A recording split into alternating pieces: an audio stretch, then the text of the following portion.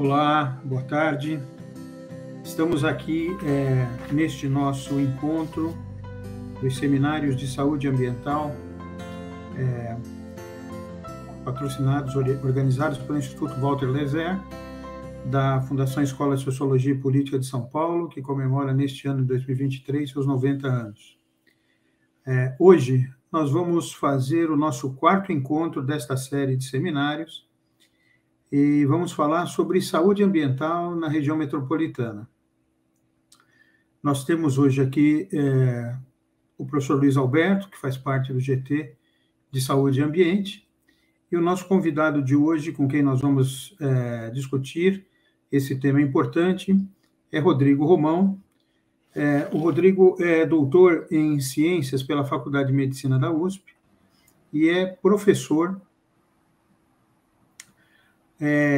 do Departamento de Gestão Ambiental, do curso de Gestão Ambiental, da Faculdade de Medicina do ABC. É um prazer ter o Rodrigo conosco hoje aqui. O Rodrigo vai ter um espaço de fala e, na sequência, a gente vai debater um pouco e vamos aproveitar da experiência do Rodrigo na parte acadêmica e também na parte da gestão, já que o Rodrigo também atuou na gestão das questões de saúde ambiental no município de São Bernardo do Campo e agora também no município de Santo André. Rodrigo, é um prazer tê-lo conosco aqui. Por favor, a palavra é sua. Oi, professor. Bom vespertino, né? Boa tarde, começo de noite. Agradecendo muito esse convite e aceitando essa missão muito gostosa de fazer, mas delicada, né? Porque quando a gente fala, nossa, eu vou fazer alguns comentários sobre saúde ambiental na região metropolitana, a gente fica sempre com medo de esquecer alguma coisa importante. Mas aquilo que é fundamental, a gente realmente pretende que seja colocado e, como a gente já havia conversado antes, a ideia é que eu dê bastante ênfase, né, aos aspectos da vida, conectando com questões com a vivência acadêmica, mas com a prática mesmo, né, nas que eu pude viver nesses municípios e vivo ainda nesses municípios de São Bernardo e de Santo André, né. Para falar rapidamente, só para situar um pouquinho, em São Bernardo eu fiquei por praticamente 7 anos na gerência de vigilância ambiental, no Departamento de Proteção à Saúde e Vigilâncias. Então lá eu tive a oportunidade de lidar com essas questões de maneira direta também.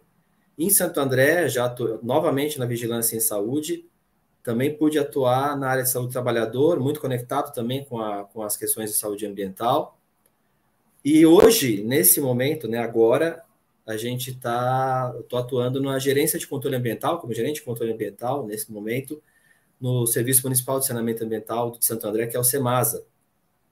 Né? Então, hoje eu estou há alguns meses bem do lado da turma do meio ambiente que a gente falava, né? Isso tem sido uma experiência muito interessante também, porque a gente vai perceber o quanto é fundamental essa conexão, a gente já sabe disso, mas senti-la na pele, né, olhando de lá de dentro, o quanto ela é necessária e, óbvio, ajuda bastante. Então, cumprimentar também o professor Luiz Alberto, que apareceu agora aqui. Muito obrigado pelo convite também, um prazer estar com vocês. Então, acho que eu vou fazer assim, a gente pode começar com alguns slides que eu trouxe. Só para me guiar, eu vou fazendo essa fala, e aí, eventualmente, a gente vai acompanhando aqui, vendo a dinâmica. Acho que, obviamente, se tiver alguma observação, alguma pergunta que já for pertinente, quiserem já fazer alguma observação, não vejo problema nenhum. Mas, em princípio, eu vou levando, porque a gente deve fazer também uma fala posteriormente, né, após esses slides. Então, vamos seguindo lá. Como a gente colocou o tema saúde ambiental na região metropolitana, eu chamei de aspectos relevantes, né? Aspectos relevantes, dentre tantos que são relevantes. Muito bem. Então, acho que o primeiro ponto, indo já para o próximo, né, já indo direto para o próximo, acho que um grande desafio é a gente pensar na lógica da saúde ambiental. Né? E, normalmente, na prática ali, né, como eu comentei já no início, a gente acaba usando a lógica dos compartimentos. problemas relacionados ao meio ambiente no ar, problemas relacionados com a qualidade da água, com a condição da água, problemas relacionados com o solo. E, em geral, nesse tipo de abordagem, a gente tem como foco nos efeitos, na situação e na exposição das pessoas.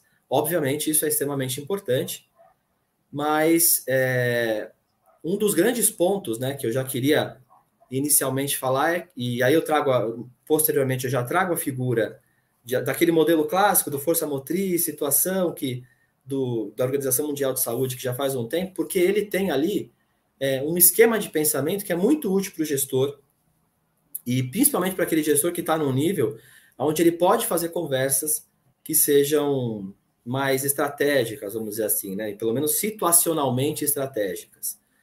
Pode ir para o outro slide?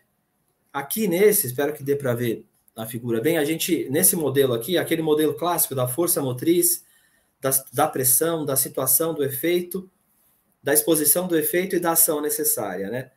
Na prática, há um foco extremamente grande nas situações que a gente encontra e da prática do serviço, né? Das situações que a gente encontra e da exposição que isso gera e, obviamente, dos efeitos, então, que isso gera. Pensando, então, nos problemas de emissões aí de poluição do ar, por exemplo, a gente vai falar um por um, gerando a situação de exposição e os seus efeitos na saúde. No entanto, um dos grandes pontos, né, uma das grandes questões que a gente tem que estar sempre muito atento as forças motrizes, né, as situações de natureza econômica, política, social, até mesmo tecnológicas, né, a matriz que a gente está utilizando, e a pressão que isso gera, que isso sim acaba criando as situações que a gente se coloca nas exposições, né, nos diversos casos de exposições. Então, um dos pontos que eu vejo como extremamente carentes, né, de debate na prática ali das vigilâncias, né, na prática da gestão de controle, controle ambiental de maneira geral, é a possibilidade da gente estar discutindo e informando setores que possam atuar nas pressões, que possam atuar nas forças motrizes. A gente produz muita informação ali na ponta, gera uma série de dados, e essa discussão, essa alimentação e a possibilidade de fazer debates nesse nível é algo extremamente desejável. Mas a gente acaba, algumas vezes, sentindo na pele e tendo que lidar diretamente com a situação, com a exposição e com os efeitos na saúde. Isso pode parecer um pouco óbvio, mas dá uma sensação, às vezes, de estar enxugando gelo, quando a gente percebe que as forças motrizes, né, que os modelos eles permanecem e vão se, às vezes, até fortalecendo. A gente vem observando, sem dúvida, algumas tendências de mudanças, por exemplo, em matriz energética, que são extremamente benéficas, né? Mas, com certeza, tudo isso é fruto de um trabalho relacionado aí à ponta muito forte. Então, eu só queria dar essa ênfase, porque eu acho que esse modelo ele nos permite ter um olhar mais equilibrado, mais justo, e a gente coloca as devidas dimensões para poder olhar a questão, qualquer uma das questões que a gente vai estar olhando agora. Pensar nas forças motrizes que estão envolvidas, eu acho que isso é perfeito, né? Estar atento a isso, compreender as pressões que sugerem, então, né, as diversas situações que isso gera. No modelo aqui, por exemplo, ele coloca a questão do problema das pressões sobre os ecossistemas, da geração de resíduos em excesso, que tem a ver com o modelo econômico, né? A mesma coisa com relação à poluição do ar e o modelo energético das nossas frotas, por exemplo. Enfim, são essas coisas que geram as situações, e essas discussões, né, são as que vão ser ainda mais fundamentais para que a gente possa modificar as situações. Então, a ponta sente falta de poder participar desses debates, fomentar esses debates e estar atento aí ao que está acontecendo. Né? Acho que esse é um ponto que eu acho muito importante falar, porque senão a gente, de fato, executa ali o serviço que tem que ser executado, né? Do ponto de vista de serviço de saúde, por exemplo, que é o controle da exposição, que é a amenização das situações, que é o monitoramento dos efeitos, mas só isso não seria suficiente, né? Não é possível. Pode ir para o outro. Bom, eu acho que eu já acabei até comentando, né, posteriormente exatamente o que eu acabei de dizer. Né? A situação é gerada por forças motrizes, por pressões. Isso gera uma série de condições determinantes que muitas vezes não são enxergados. A gente é vítima, muitas vezes, quase sempre, de raciocínios muito simplistas no campo ambiental, de saúde ambiental de maneira geral, né? Como se as causas elas fossem assim tão simples e tão diretas, né? A gente tem tantos fatores envolvidos, né? Acho que a palavra condicionante aí é muito importante, para além daquilo que é fundamental, que é determinante, por exemplo, uma fonte de emissão de poluente, nós temos tantos condicionantes envolvidos nisso tudo, que isso torna, às vezes, muito difícil você atuar diretamente sobre isso. Então, eu acho que esse modelo, mais uma vez, é um modelo que, daqueles que eu vi, daqueles diversos que eu estudei, é um daqueles, apesar dele já existir faz um tempo, né, ele ainda é muito útil e muito importante para que a gente possa fazer um pensamento devidamente complexo, né, sobre as dimensões envolvidas nisso. Pode ir.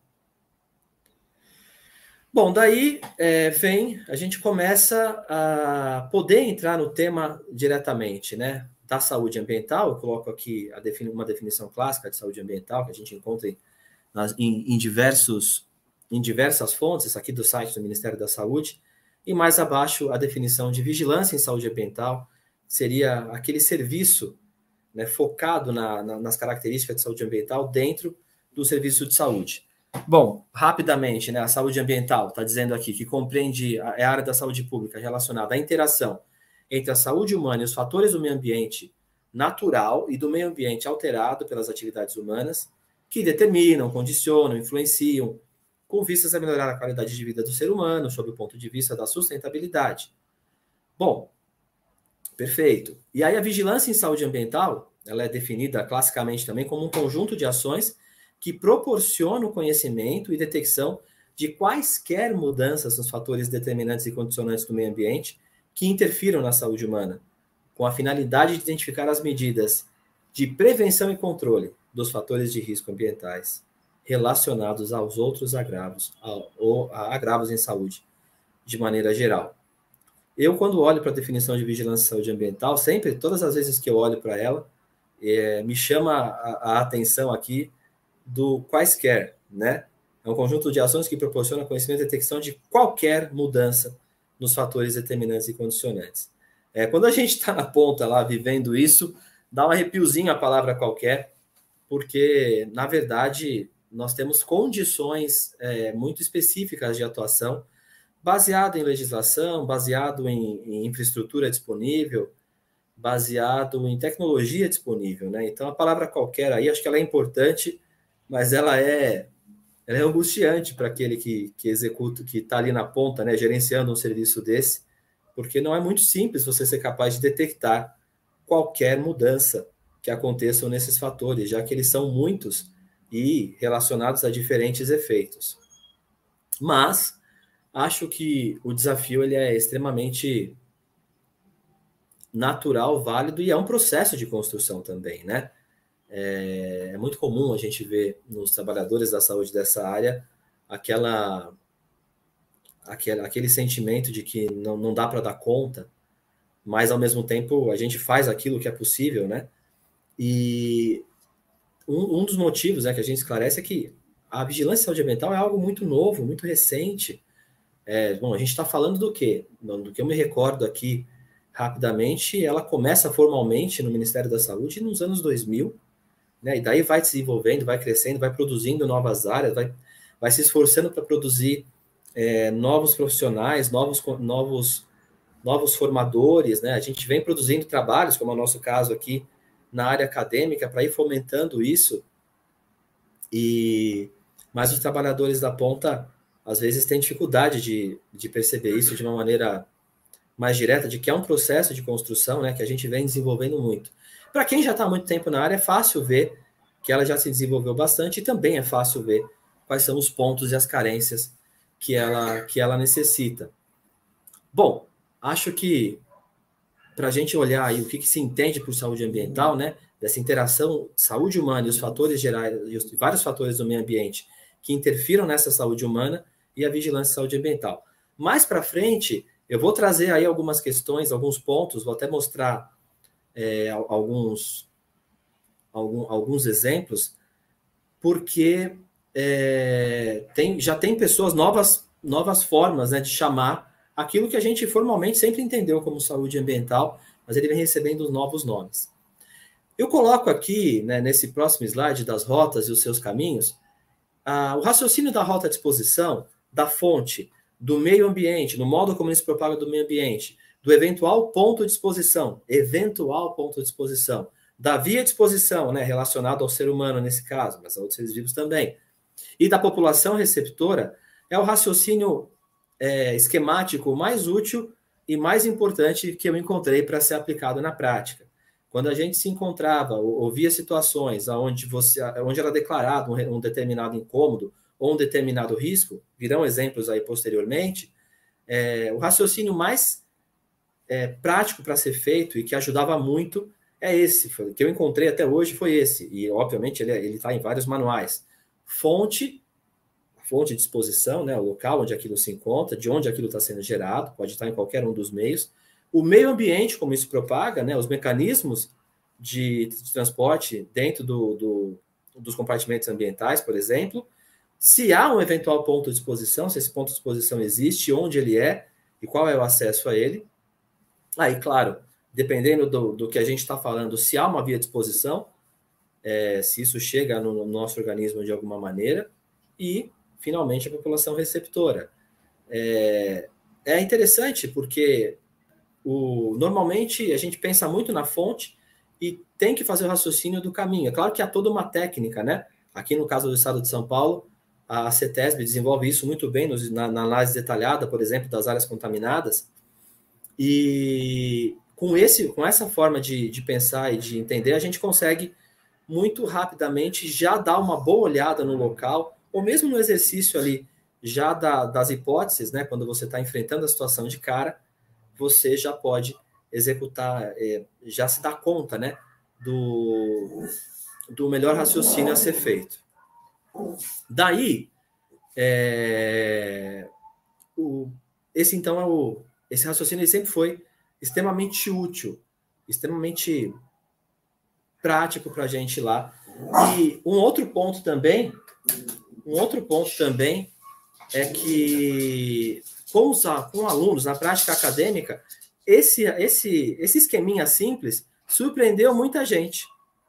Muita gente já se surpreendeu falando, nossa, às vezes no terceiro ou no quarto ano de um determinado curso, percebendo, né, se dando conta que ainda não tinha feito ou não tinha tido contato com essa forma, né, com esse esquema de pensamento. Isso é muito importante e muito prático para a gente também. Daí, indo na sequência, a gente se lembra Pode mudar? Daí, a gente se lembra das diversas possibilidades de ocorrência de acontecimentos. Mas, hoje, no campo já estando mais diretamente no campo da gestão ambiental bruta, né, ali dentro do órgão ambiental mesmo, não na saúde, a gente se dá conta do quanto o problema das ocupações irregulares e essas zonas de conflito que isso gera tem sido importante e vem causando problemas já há muito tempo. Aqui na região do ABC, a gente tem um problema importante já há muito tempo relacionado à febre maculosa. Tem regiões no município de Santo André, temos casos em São Bernardo, em Diadema, São Paulo, e as áreas de risco, elas são super interessantes, porque elas são ali relacionadas a esses pontos, onde a gente encontra as áreas de mata e e aquelas ocupações, alguns até com bairros já formados, né? Mas é aquele local onde animais, por exemplo, no nosso caso, por exemplo, aqui na região do ABC, o cachorro e o carrapato amarelo, né? O carrapato amarelo do cachorro, ele é importante nesse mecanismo de transmissão. Em outros lugares, como vem sendo falado fortemente hoje na mídia, né? Porque houve uma ocorrência importante e o debate da febre maculosa acabou se ampliando bastante. isso é positivo, é o tal é o carrapato estrela, né? A conexão ali com capivaras e outros tipos de animais. Mas aqui na região é bem interessante, e esse exemplo é um exemplo muito vivo, né, do conflito e do problema que a gente tem quando nós, a partir da nossa forma aí de fazer, de produzir e de pensar as cidades, a gente vai invadindo essas áreas e vai, então, encontrando com patógenos novos, né, que a partir desse desmatamento a gente encontra com naturalidade. Nas áreas de vigilância, por exemplo, né, a gente pensa às vezes muito nos poluentes mais clássicos, mas a gente já viu situações onde há avistamento de cobras, há avistamento de animais peçonhentos em excesso por conta, às vezes, de obras que começam, né? E na medida em que aquilo começa a acontecer, construções de prédios, residências ou condomínios, na medida em que aquilo começa a acontecer, é o afugentamento desses bichos natural, e aí também começam, então, os encontros, né? E fora isso, quando essas áreas elas estão em situações um pouco mais precárias, é muito comum a interação do ser humano direto com essas áreas, e essa interação ela vem se agravando, né? Ela vem transformando. Temos muitas histórias, né? Quantas das nossas doenças aí transmitidas por vetores não são conectadas com situações desse tipo, né? Leptospirose, febre amarela, enfim, a coisa vai. Daí, eu venho tendo contato muito forte com o planejamento territorial, com o plano diretor. E a gente vai vendo o quanto é importante as cidades serem organizadas, pensadas e repensadas a partir dessas perspectivas, e o quanto a saúde tem a contribuir para o modo como a cidade funciona, para o modo como a cidade é pensada, havendo, né, o esclarecimento e as possibilidades da gente estar presente nessas discussões também. Pode ir para o outro agora. Um exemplo que eu trago aqui, que tem a ver com o local onde eu atuo hoje, essa imagem era do plano de manejo do Parque Natural Municipal do Pedroso. A área verde é a unidade de conservação, e a gente consegue ver ali no entorno dele as ocupações aqui no meu mouse, não sei se aparece aí, as ocupações que fazem frente a isso. Essas áreas aqui, por exemplo, para ficar dentro do exemplo que eu estou dando, são áreas de risco para febre maculosa, né? E já há muito tempo também, tá? Não tem nada de novo nisso, apesar da mídia agora estar falando bastante, já há muitos anos, são áreas de risco para febre maculosa. No caso aqui, eu estou citando como exemplo o município de Santo André, mas há também áreas em outras regiões do ABC e da região metropolitana, de maneira geral. Esse é um problema que a gente já enfrenta há muitos anos. Pode ir. As unidades de conservação, só voltando, né, é algo que eu, no tempo de saúde, e eu estou falando de bastante tempo, a gente está falando de 20 anos, eu ouvi falar muito pouco. Né? Há a necessidade de interação da saúde com a área ambiental muito forte e da gente estar junto com isso, né? Só um minutinho. Bom, estou acertando já, pessoal, aqui o problema do ruído, tá? Muito bem. Agora vou entrar especificamente nos clássicos da saúde ambiental, da vigilância em saúde ambiental, relacionado ao Ministério da Saúde, né? Bom, um deles é o famoso Vigiágua, né? O Programa Nacional de Vigilância da Qualidade da Água para Consumo Humano. Esse instrumento da vigilância da qualidade da água para consumo humano foi extremamente importante na prática para poder executar várias ações de saúde ambiental, no caso, né, vivido aí no município de São Bernardo. Na verdade, foi a nossa grande estratégia, porque a saúde, ela é a fiscalizadora e dela sai a legislação da qualidade da água para consumo humano, dos parâmetros da qualidade da água para consumo humano. Então, nós temos ali uma série de parâmetros relacionados à água superficial e à água subterrânea. E nós temos gestão sobre esse parâmetro, nós temos poder de fiscalização nas áreas de vigilância por esses parâmetros, né? Então, atuar como Vigiágua, tanto nas concessionárias gerais, das grandes represas, né, das águas superficiais, e das águas, do gerenciamento dos particulares e também das concessionárias, das águas subterrâneas, né, do abastecimento por água subterrânea, as famosas SACs, elas nos proporcionaram avançar de uma maneira muito interessante. Por quê? porque foi a partir daí que a gente conseguiu fazer conexões com o solo, por exemplo, com ar um pouco menos, mas relacionar solo e água, né, e encontrar situações de risco foram exemplos muito importantes. Uma das primeiras coisas que a gente fez lá, por exemplo, foi fazer uma busca ativa de poços, né, artesianos, no caso, né? Porque na época, mais ou menos lá para 2009, 2010, tinha uma certa quantidade ali de poços conhecidos na cidade, e aí, mais para frente, dentro da gestão, então a gente começa um processo de busca ativa de poços. Essa busca ativa gerou muito encontro de muitos outros poços. E ao fazer isso, como a legislação ela pede que a qualidade da água ela seja monitorada mensalmente dentro dos itens mais simples e semestralmente com a portaria completa, encontrando metais, agrotóxicos e outras coisas, a gente pôde ir construindo bancos de dados de informação muito interessantes em vários pontos da cidade. Isso nos levou ao conhecimento de muitos pontos delicados da cidade, onde a gente tinha, às vezes, situações chamadas de borderlines, né?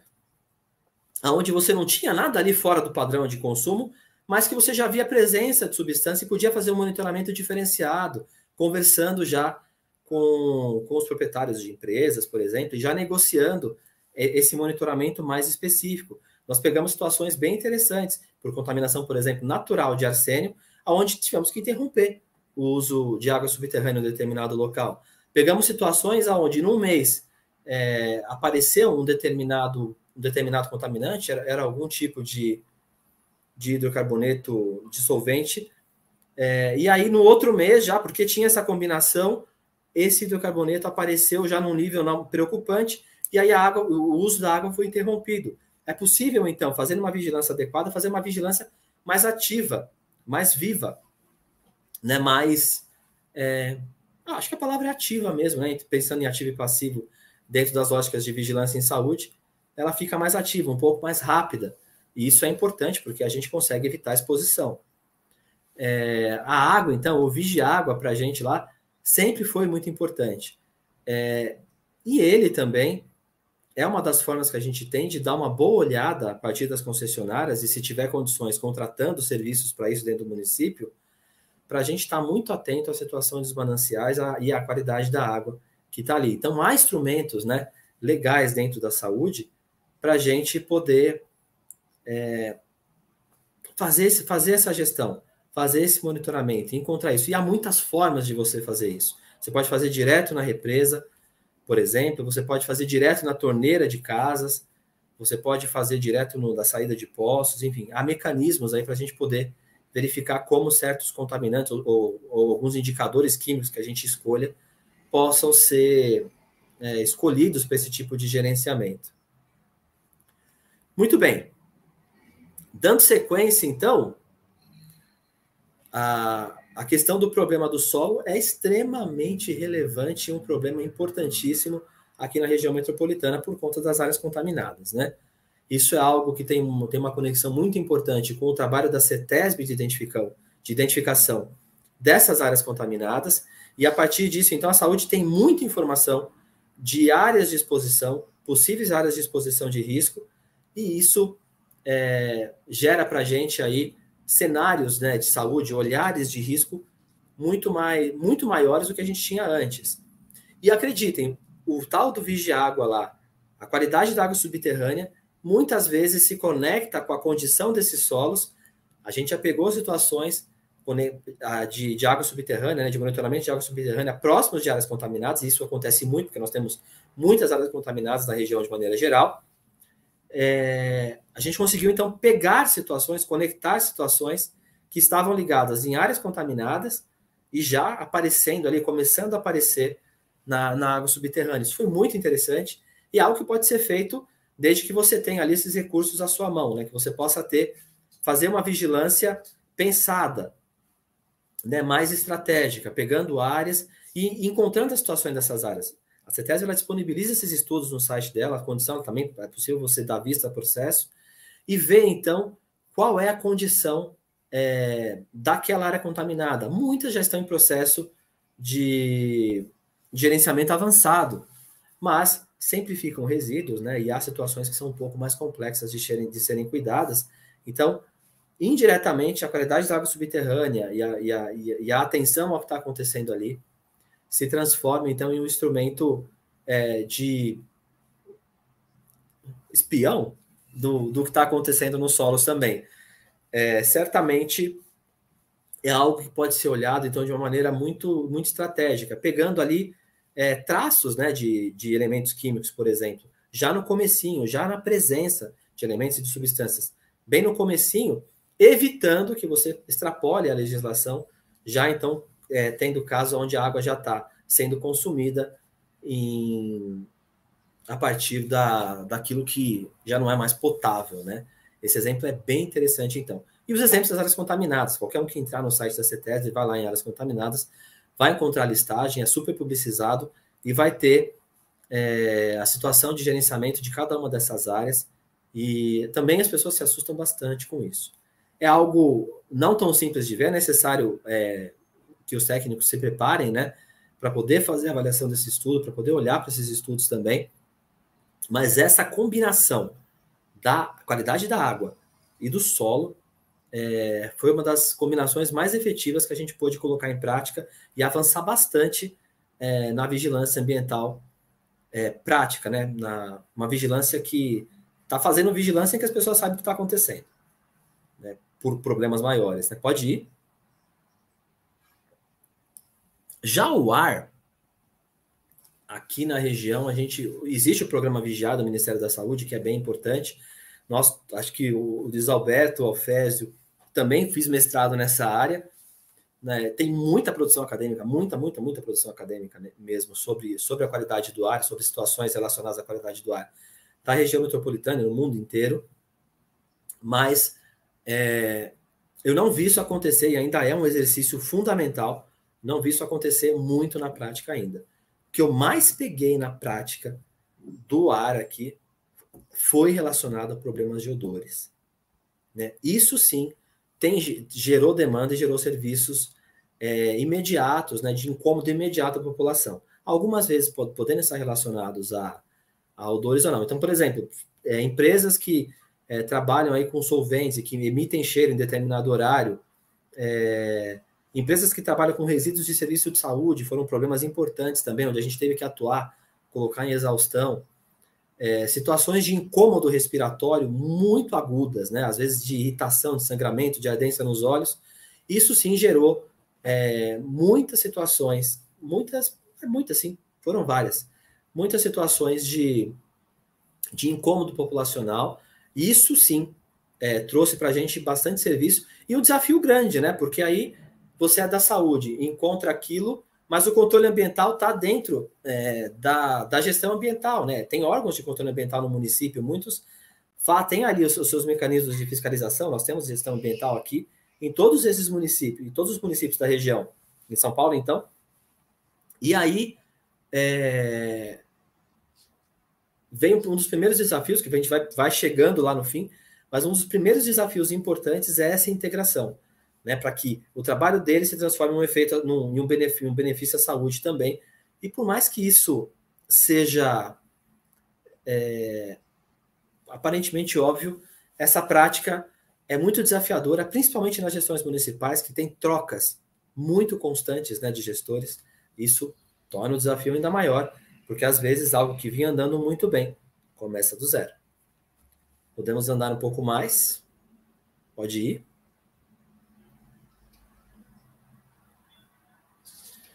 O problema do ruído. Bom, eu falei ali do esquema, né? Ar, água, solo, mas a poluição sonora, ela também vem se apresentando de maneira muito relevante nas cidades, né?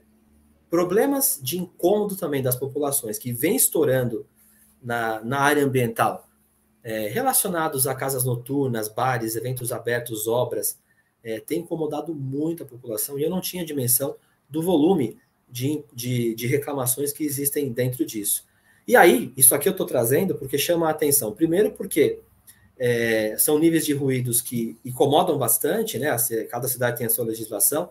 Santander tem uma legislação específica, por exemplo, sobre os ruídos que nos ajuda, né, a nos posicionar e a tomar as decisões, a saber aquilo que está dentro ou fora, mas como também na qualidade do ar, a gente tem variações que dentro daquilo que é aceitável, daquilo que a legislação diz, que a gente sabe que podem ser significativas e importantes, e a gente pode não estar atento a isso, né?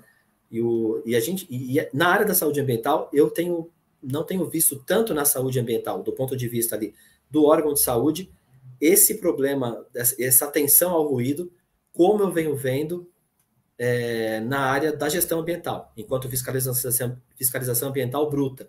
Por isso que eu quis destacar aqui, porque certamente isso está trazendo problemas de saúde, tá indo até para questões de saúde mental, mas não vi pouco na saúde esse tipo de preocupação, e acho que é um ponto aí que talvez pudesse ser considerado. Sei que há estudos relacionando, né, ruídos e efeitos na saúde humana, relacionados a diversos tipos de efeitos, a gente pode debater isso posteriormente, mas esse ponto do ruído me parece algo relevante que merece muita atenção, porque vem trazendo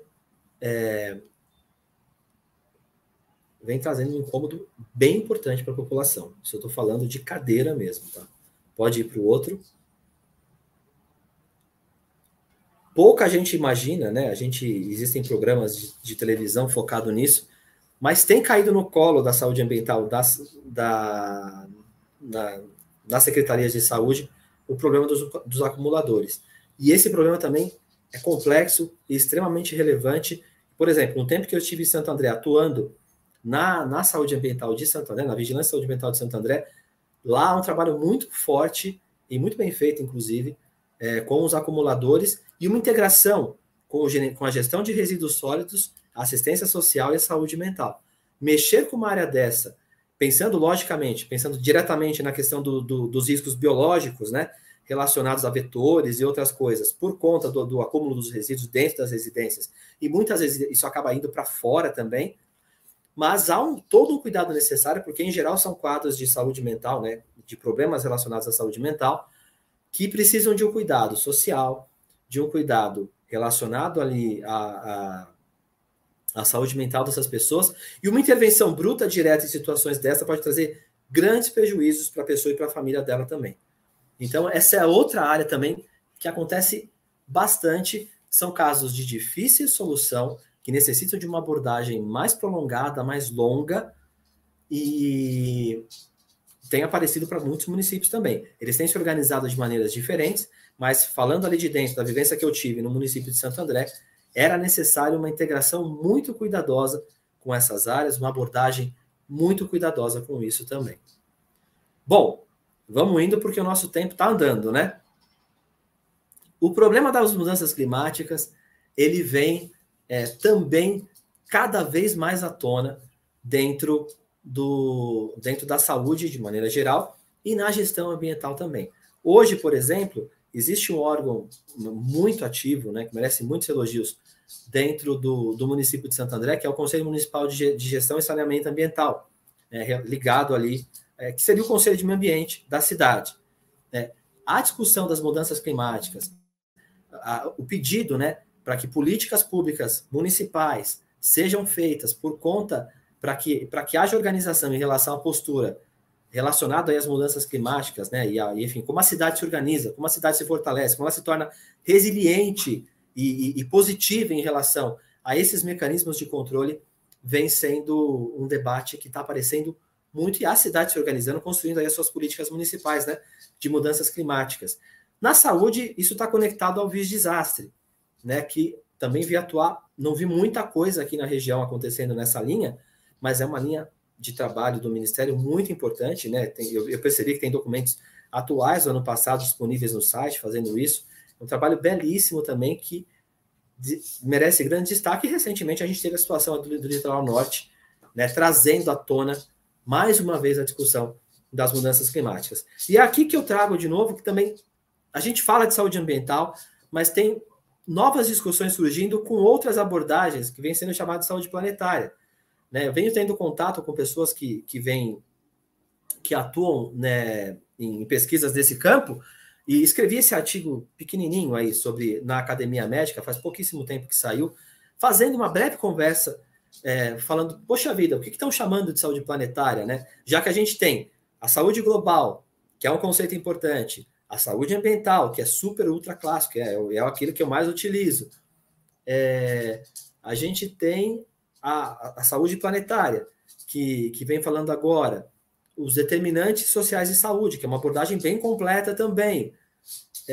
Temos novos termos que vêm surgindo, ocupando espaços com ênfases diferentes. Por exemplo, as discussões da saúde planetária têm um foco muito grande nas mudanças climáticas, e são importantíssimas também, né? Em outros campos, isso vem com a linha na linha da saúde ambiental, a mesma discussão, né? Então, é importante a gente se conectar aí com esses outros atores que vêm se apropriando das diversas produções e vêm formando, né?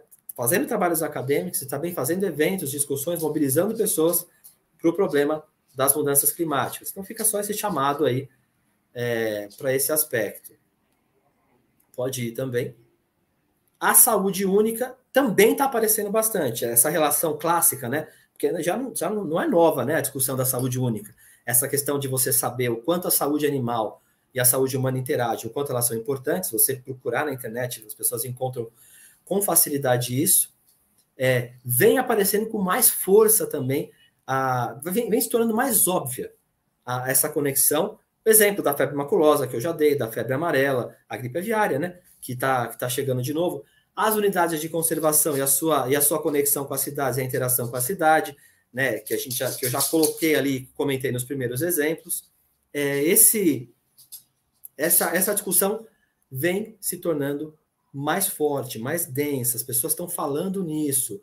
Esse tipo de debate, de sugestão, esse tipo de questão vem se transformando em seminários, em eventos, né? Em Santo André mesmo, agora a gente vai ter um evento na semana que vem relacionando unidades de conservação e saúde única. Justamente porque para as pessoas isso está ficando mais evidente e cada vez mais claro por conta das ocorrências na medida que o tempo vai passando. Para a saúde isso é antigo, mas ouvir falar de saúde única dentro da saúde e eventos conectando saúde e meio ambiente com a perspectiva da saúde única é uma coisa que vem acontecendo também. E vale muito a pena essa discussão, porque tem muita coisa para ser vista, pensada e compreendida e publicizada nesse campo também. Pode ir. Bom, estou vendo que eu andei bastante aqui, falei muito, eu trouxe aí algumas histórias, né? Mas eu vou ter que dar uma certa acelerada. Esse exemplo a gente teve uma ocorrência muito interessante no tempo que eu estava em São Bernardo, que foi na captação que fica ali na Via Anchieta, a gente caiu um caminhão inteiro carregado com ração animal do lado da captação. Ele mergulhou. Houve o óbito do motorista na época, infelizmente, e a carreta caiu toda. E ali é a captação. Ou seja, continuamente a água sendo captada ali. Esse evento, ele trouxe para a gente uma reflexão muito importante e a necessidade, claro, de acionar ali a concessionária muito rápido e trabalhar junto com eles, né, acompanhar junto com eles como estava a qualidade da água ali. Por muita sorte, o vazamento praticamente foi irrelevante e o container e a contenção não vazaram. A carreta foi removida muito rápido de lá. Mas a pergunta que ficou para a gente captação do lado, os New Jerseys ali muito baixos, e ali a gente tem carregamentos de produtos químicos, caminhões passando o tempo inteiro. Essa reflexão foi objeto de debate por muito tempo, levamos isso para a CETESB, fizemos essa conversa, porque ocorrências dessa natureza podem, né, gerar incidentes ou acidentes, né, bastante graves ali, já que a captação é feita diretamente naquele ponto. Só volta rapidinho ali, porque eu vou falar muito rápido das histórias e vou chegar ali na biopolítica. O polo petroquímico de Capuava. Gente, hoje na mídia teve uma ocorrência importante no polo, né? Houve explosão de um tanque. Foi hoje. Né? Até agora um óbito, mas com alguns feridos também. Está na mídia agora isso. Mas ali a gente tem o caso clássico, né, do enfrentamento da poluição do ar e da população do entorno. também vem sendo objeto de debate muito rico, né, para a gente que está ali na área, perceber o incômodo da população, as questões econômicas e sociais envolvidas, o significado econômico também, a importância daquela indústria para as cidades, né, que no caso Mauá, Santo André e São Paulo, as três são envolvidas, e isso vem gerando um debate que também vale a pena dar uma boa acompanhada. Tem uma CPI na cidade de São Paulo, né, acontecendo e trazendo esse debate publicamente. Por isso que eu trouxe aqui também com toda a tranquilidade, porque essa discussão ela vem avançando e a sociedade civil vem se organizando muito para poder solicitar que se avance nessa questão da qualidade do ar naquele entorno ali, porque se atribui, né, eventualmente a situações da petroquímica, mas essa conexão é muito delicada de ser feita. Então, é um desafio muito grande para a gente também. O condomínio Barão de Mauá é o clássico dos clássicos aqui da região. A gente lembra até que muitas das discussões sobre áreas contaminadas aconteceu por ele, só para ficar citado aí o problema do condomínio. Ele é um clássico enorme, né? Nunca atuei nele, mas ele sempre foi uma referência, porque ele foi um dos casos que avançou rapidamente, né? Até os protocolos clínicos, até a investigação da população, e a partir, então, do andar do condomínio Barão de Mauá, situações mais complexas que outros municípios foram vivendo, ele balizou sim, pelo menos essa é a minha visão. No Jardim das Oliveiras, por exemplo, é um caso lá de São Bernardo, um caso clássico, uma área crítica, né? A gente avançou bastante nessa experiência também, pensando, tomando ali os casos clássicos e a experiência do Barão de Mauá, ela foi importante também. Claro, a gente teve que criar muitas situações. O Jardim das Oliveiras é um bairro que fica em cima de uma área onde há depósito de resíduos. Aconteceram um depósito irregular de resíduos residenciais e industriais ali por muito tempo, por muitos e muitos anos, e posteriormente isso aconteceu. Deixa eu organizar aqui o raciocínio. Posteriormente, então, houve a ocupação, houve loteamento, e isso vira um problema, acho que é gerenciado pela cidade até hoje, e a gente teve a oportunidade de acompanhar muito bem até os pontos ali de construção dos protocolos clínicos, né? E da integração da unidade de saúde na época com a vigilância e com a Secretaria de Gestão Ambiental. Então,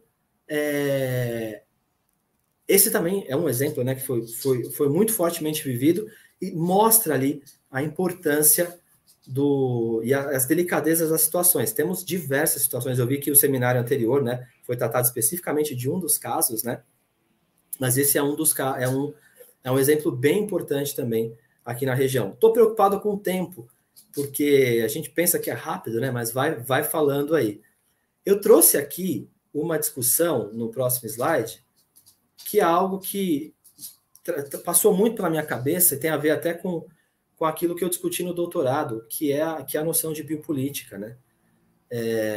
Eu acho que pode ser delicado isso, né? Mas talvez nem todos os trabalhadores de saúde se dão conta do que é que eles estão fazendo na medida em que eles estão produzindo normas ou executando e gerenciando essas normas e intervindo ali nessas diversas situações aí relacionadas a ar, água, resíduos e tudo mais.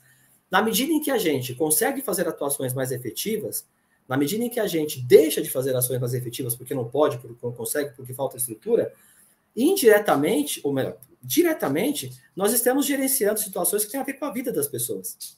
Né? Então, eu acho que a noção de biopolítica do Michel Foucault, eu utilizei ela na tese para poder fazer uma reflexão, pensando lá, da agenda ambiental até a vigilância em saúde ambiental. Como é que isso foi construído? Criei aí algumas hipóteses e fui construindo esse raciocínio. E percebi que a ideia de biopolítica, de gerenciamento da saúde, ou gerenciamento, eles falam mais, às vezes, de uma maneira ainda mais enfática, gerenciamento da vida, né, do ser vivo, das possibilidades de vida que existem, elas são extremamente presentes e é muito importante que a gente adquira esse olhar, perceba o que está acontecendo. Né? Quando a gente faz epidemiologia, a gente está mexendo com isso muito fortemente, mas há, às vezes, um certo distanciamento e é muito importante que os órgãos, que a gente se dê conta disso, né? Que a gente está fazendo a gestão da vida, a gestão das condições de vida. Independendo do que a gente está fazendo, a gente está permitindo que algumas pessoas tenham uma boa vida e algumas pessoas tenham situações muito delicadas, né? Ou não tenham uma boa vida, ou venham a óbito por situações que podem ser controladas, que podem ser gerenciadas. Então, a importância, a delicadeza da saúde ambiental e da vigilância de saúde ambiental passa muito por essa noção de biopolítica. Eu fiz aí esse trabalho, trabalhei isso um certo tempo no doutorado, porque isso me pegou muito, né? Da conexão que isso tem com o modo como a gente usa o poder, gerencia o poder e cria, né, as normas e conexões com as diversas esferas de poder. Era bem rapidamente, né, isso que eu queria falar de biopolítica. E aí acho que agora vem a pergunta, né, que pode passar para o outro. Diante de tudo isso, então, quem faz saúde ambiental? Acho que isso pode ser o tema para o nosso debate, né? Quem faz saúde ambiental? Deu para ver que não é só um, é tanta gente, né? Acho que a pergunta é essa, né? A pergunta que fica é essa. E aí, então, fica aí espero ter trazido algumas coisas que tenham sido relevantes. Muito bom, Rodrigo. Quero agradecer essa sua apresentação, acho que traz muitos pontos bastante relevantes para esses nossos seminários, né? Como você mesmo pontuou, a gente já discutiu casos emblemáticos que eram da contaminação na Baixada Santista. Na semana passada, nós discutimos um pouco da Vila Carioca, no olhar dos pesquisadores e da gestão.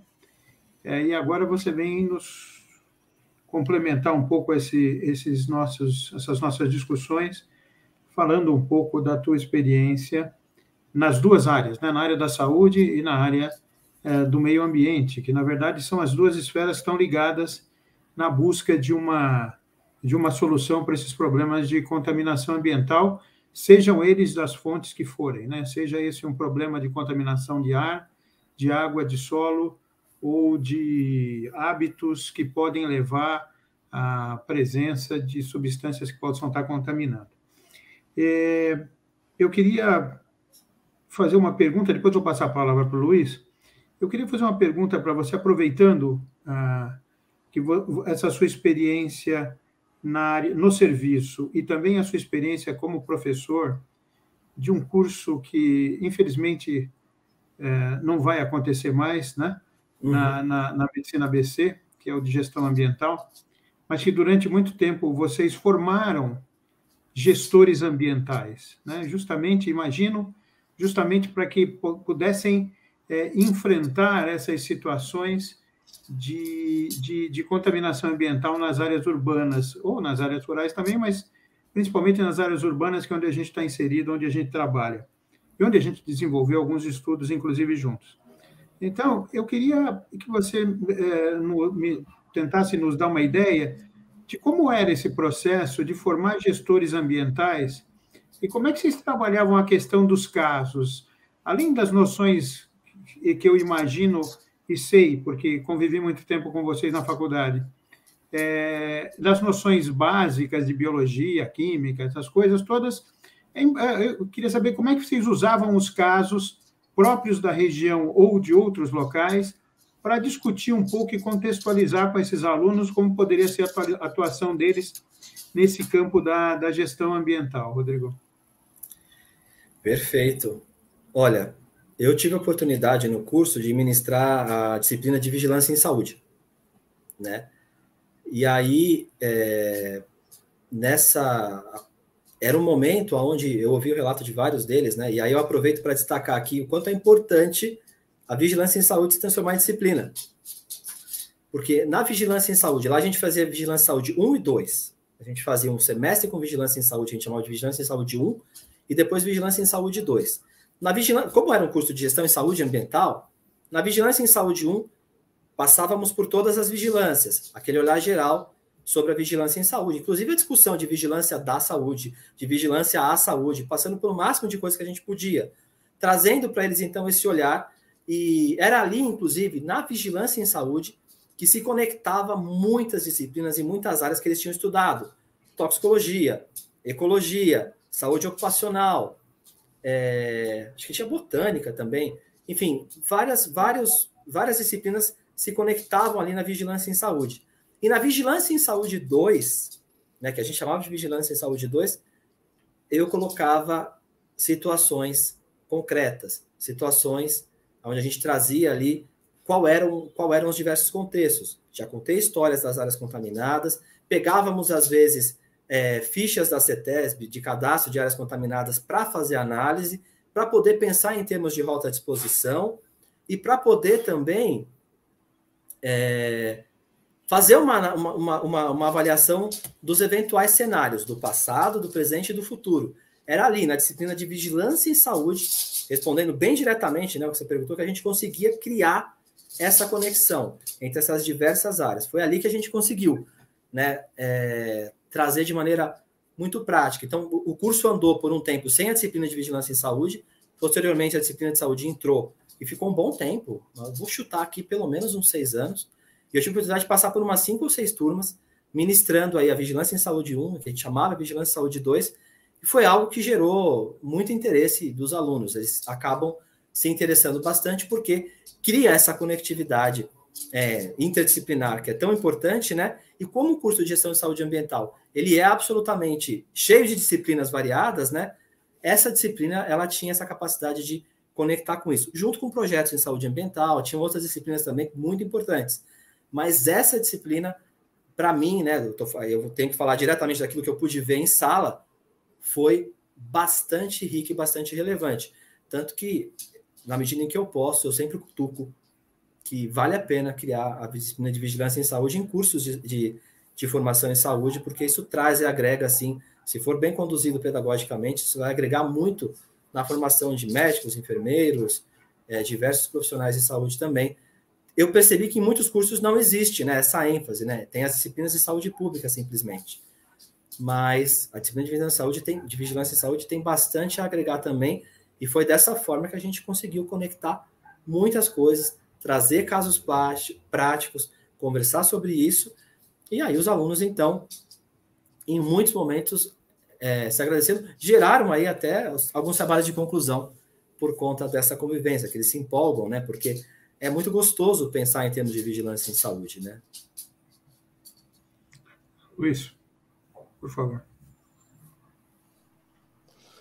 Olá, Rodrigo. Parabéns, é um prazer encontrá-lo aí numa posição de docente. Isso é muito orgulho que a gente vê que alguns alunos tiveram uma trajetória na área de ensino, pesquisa, né? Você deu continuidade com o seu doutorado, depois que passou lá no laboratório de poluição, e eu fico muito, assim, orgulhoso, né, de vê-lo aí numa trajetória muito bacana, né? E eu queria te perguntar o seguinte, né? Você falou um pouco desse caminho, você falou da biopolítica, né? Que é um conceito interessante, e eu sei que seu doutorado ele traça esse caminho da agenda ambiental para a gestão ambiental, né?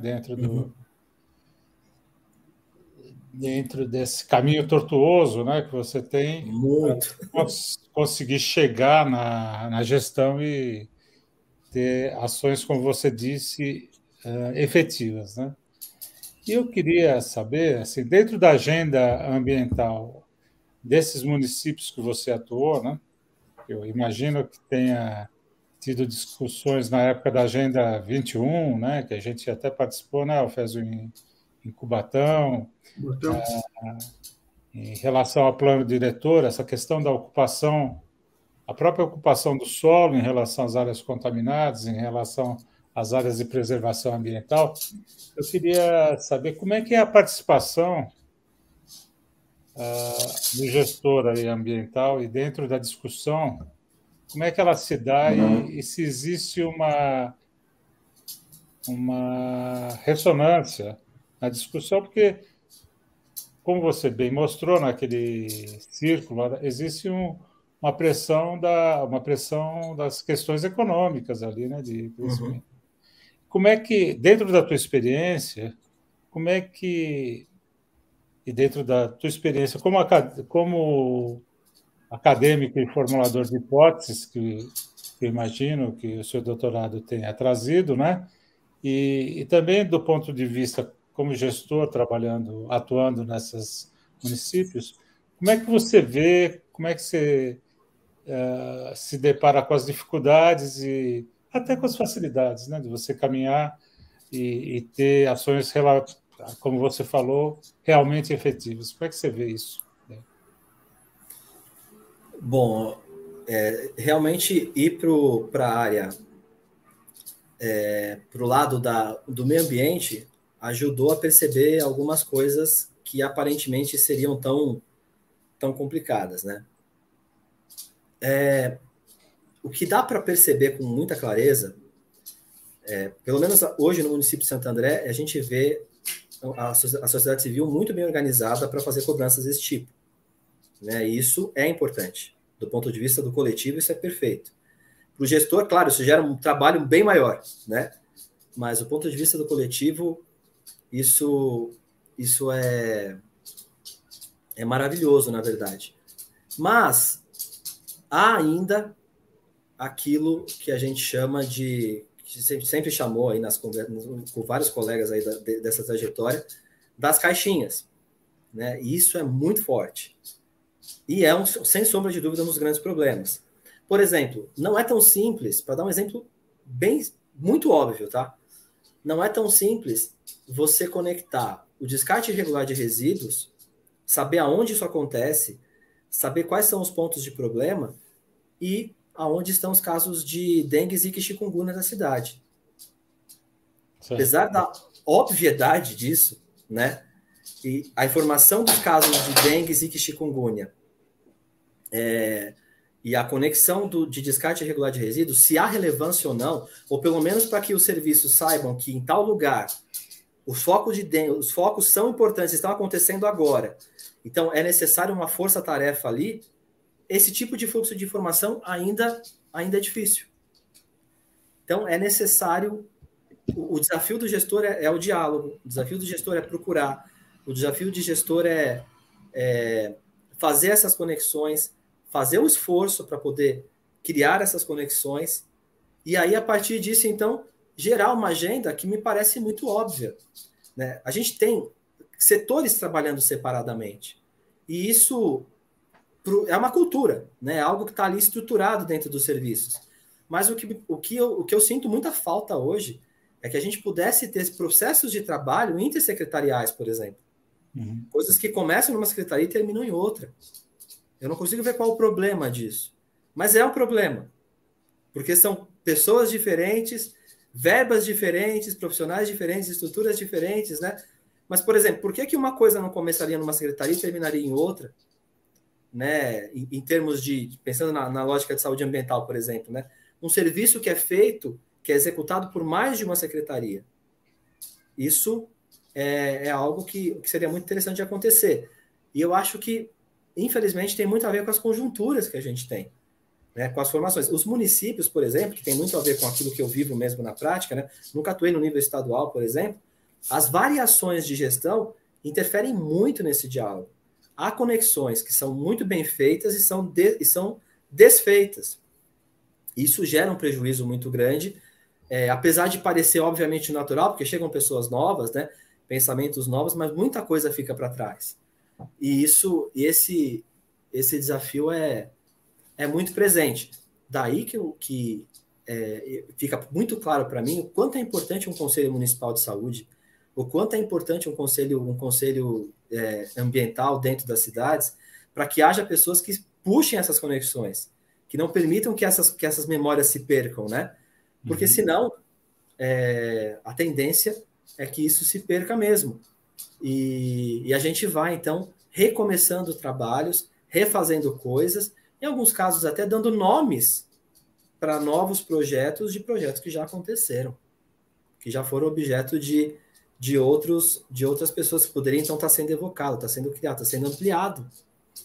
E esse é um dos grandes desafios também, né? Que não sei se é bem isso, mas quando a pergunta quem faz saúde ambiental, só a saúde é impossível, só o meio ambiente é impossível, ele é uma área que ela pede a conexão, ela pede a conectividade dessas áreas. E eu estou falando de habitação também, por exemplo, que é um setor extremamente importante. Estou falando de defesa civil, guarda civil ambiental, polícia ambiental municipal, polícia ambiental militar ambiental.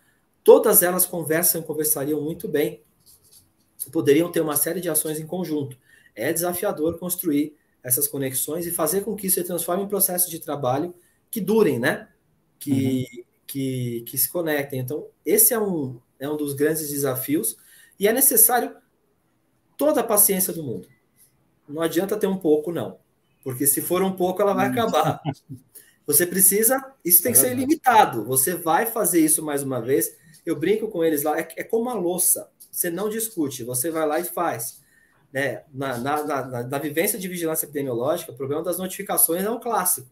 Tão importante para a gente para produzir informação em saúde de qualidade, né? E o desafio de repente, aquilo que estava indo bem para de produzir informação, está ali presente. Começa tudo de novo. Aparentemente inexplicável. Mas aí, então, é o trabalho então, da gestão da gestão do serviço, dar continuidade de vida a esse mecanismo. A gente precisa que essa integração saúde e meio ambiente aconteça de uma vez por todas, porque a gente está tendo cada vez maiores problemas e temos a sorte hoje de ter a sociedade civil, as organizações mais fortemente, mais conscientes disso, podendo cobrar mais coisas.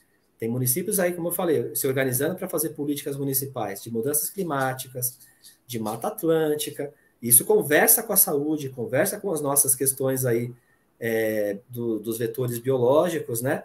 E conversa com a qualidade ambiental de uma maneira geral.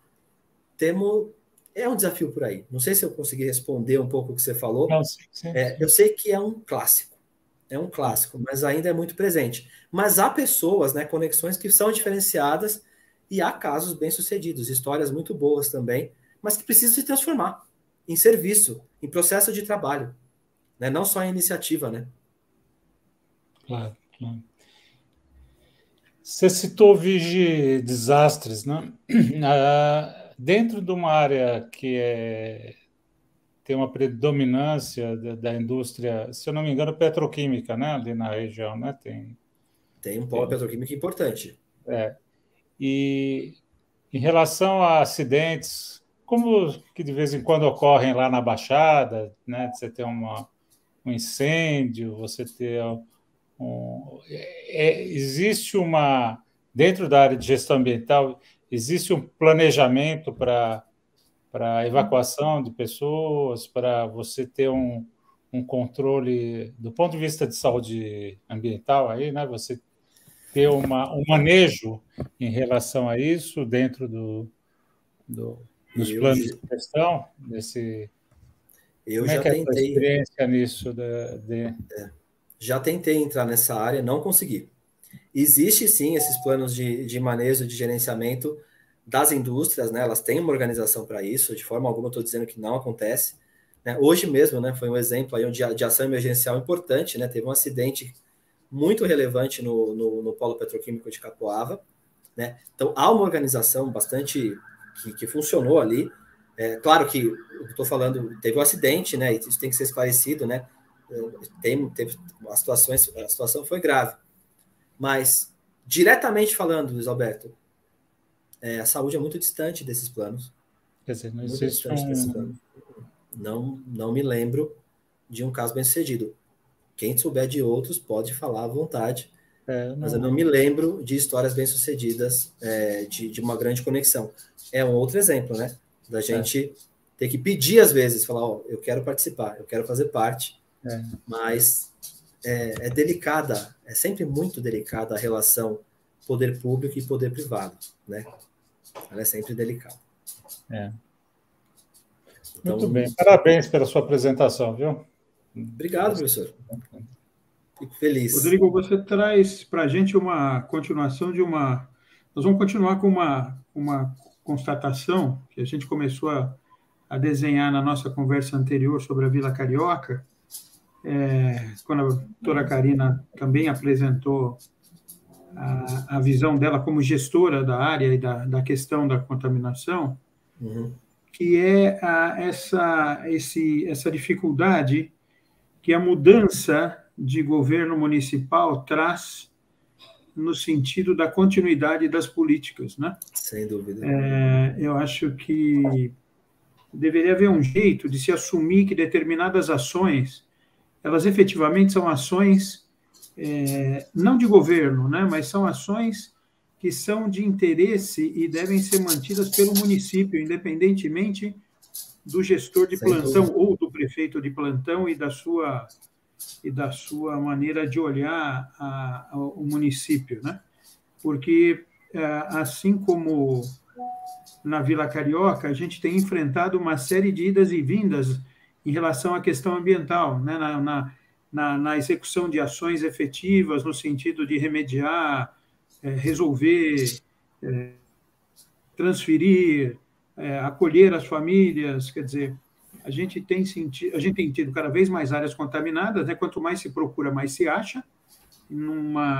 Em regiões como as nossas, como as regiões metropolitanas, onde você tem a presença e a convivência da população com as atividades industriais, comerciais, de diferentes áreas, então você fatalmente tem problemas. E a descontinuidade da busca por uma solução é que faz com que casos como, você já colocou aqui, Barão de Mauá, casos como o Jardim das Oliveiras, casos como da Vila Carioca, casos como da Baixada como um todo, acabem se arrastando, né, por muito mais tempo do que você deveria, do que seria aconselhável no sentido de tentar garantir para a população uma segurança em termos de efeitos adversos potenciais causados por essa situação de contaminação, né?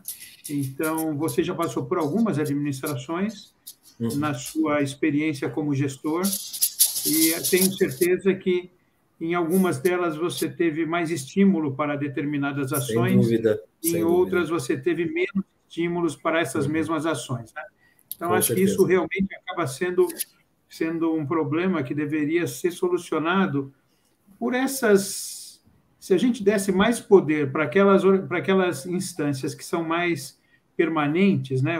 Você citou o Conselho Municipal de Saúde, talvez devêssemos ter mais conselhos municipais do meio ambiente, né? Que tivessem uma atuação mais prolongada, talvez a gente conseguisse garantir uma pressão que fizesse com que a alternância de gestões não significasse uma interrupção ou uma desaceleração no processo de solução e de abordagem destas questões de saúde ambiental. É verdade, professor. É exatamente isso, né? A gente tem um desafio. Enquanto eu puder, a gente vai defendendo e vai tentando agir de uma maneira onde, depois de onde você sai para onde você vai, haja continuidade. Mas isso também vai depender da movimentação que vem posteriormente, né? Mesmo que você deixe todas as condições necessárias, isso não quer dizer que elas vão continuar. E isso é, com certeza, um problema de saúde ambiental. Se transforma em um problema de saúde ambiental. Naquilo lá, no modelo que eu falei, né? Para cima das pressões, né? Para além disso, está lá no modo como a gente está organizado, né? Está gerando situações delicadas lá na ponta e não tem nada a ver com a situação, né? Tem muito a ver com a nossa, com a desorganização que isso acaba gerando, né? Isso é um problema de saúde pública, de um outro ângulo, né? É um problema de gestão de saúde pública, com certeza.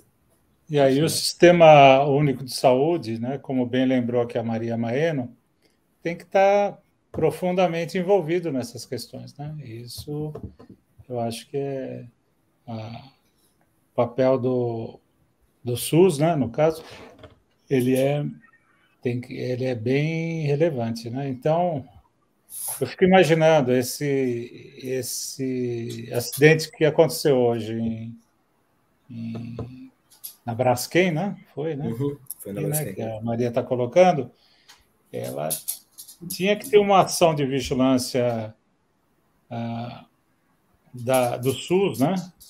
Para avaliar os trabalhadores, para avaliar o entorno, né? Se a população, se existe uma contaminação em relação à população, não? Isso tudo, eu acho que gera ações que, como você bem diz, não são só da saúde, mas a saúde, ambiente e um gerenciamento de risco aí que tem que ser importante, né?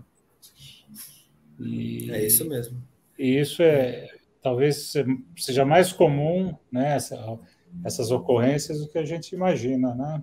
Então, sim. Algumas são de grande porte, né, se destacam, mas as pequenas, elas com certeza ali são mais ocultas, né? Passam batido, né? A gente já avisou eles, né, ali da vigilância. Assim que eu fiquei sabendo, eu já conversei com eles. Falei, tá acontecendo coisa ali. E eu acredito que essas ações vão ser feitas. Mas a organização anterior a isso é algo que é bem importante, né, para a gente estar tentando evitar isso, né? A participação da saúde, da vigilância, por exemplo, nesses fóruns aí, eu não vi, como eu te falei, eu não vi isso acontecer dentro das coisas que eu vivi, não. Apesar da vontade. Ou boa vontade, né? Muito bom. Tem jeito. Muito bom. Rodrigo, quero agradecer muito em nome do Instituto Walter Lezé e da FESP a sua participação nesses nossos seminários, encerrando as atividades do primeiro semestre. Acho que foi uma boa maneira de arrematar e de alinhavar um pouco essas discussões que a gente teve sobre saúde ambiental no primeiro semestre. Voltaremos no segundo com outros temas e esperamos contar com a tua participação